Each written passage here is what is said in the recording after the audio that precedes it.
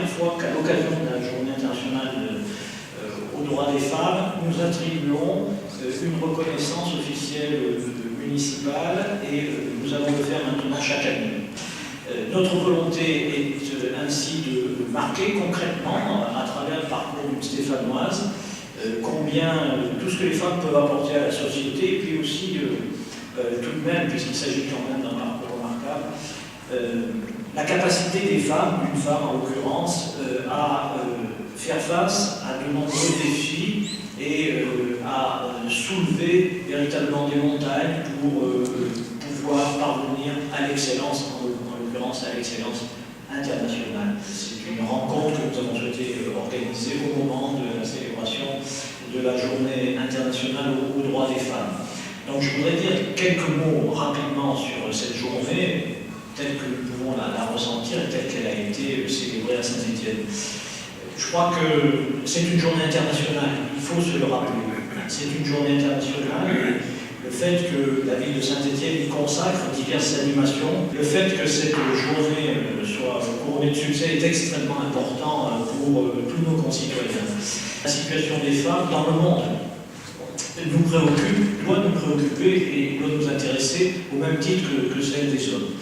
Et puisque nous nous intéressons aux droits des femmes, nous savons que dans le monde entier et aussi dans notre pays naturellement, il reste encore de nombreux progrès à accomplir pour obtenir une égalité réelle et complète. Et c'est d'abord ça le sens de notre rencontre aujourd'hui, nous rappeler cette exigence au niveau mondial, car c'est une exigence de justice, tout simplement, et de reconnaissance qui s'impose à l'ensemble des autres. Il faut penser quand même à cet engagement des femmes partout dans le monde et la nécessité que nous avons, partout où nous sommes, à la mesure de nos moyens, de le rappeler. C'est une partie, c'est la moitié de l'humanité qui est concernée, donc c'est l'humanité tout entière. Journée internationale aux droits des femmes, nous la célébrons depuis plusieurs années à Saint-Étienne avec nos moyens, mais avec la volonté d'associer le plus grand nombre de Stéphanoises et de Stéphanois possible. Et je veux remercier donc toutes les associations qui ont été mobilisées sur la place Jean Jaurès aujourd'hui. Également les étudiants de l'École supérieure d'art et de design qui ont participé justement à la réalisation de l'exposition qui vous est proposée ici dans cette salle.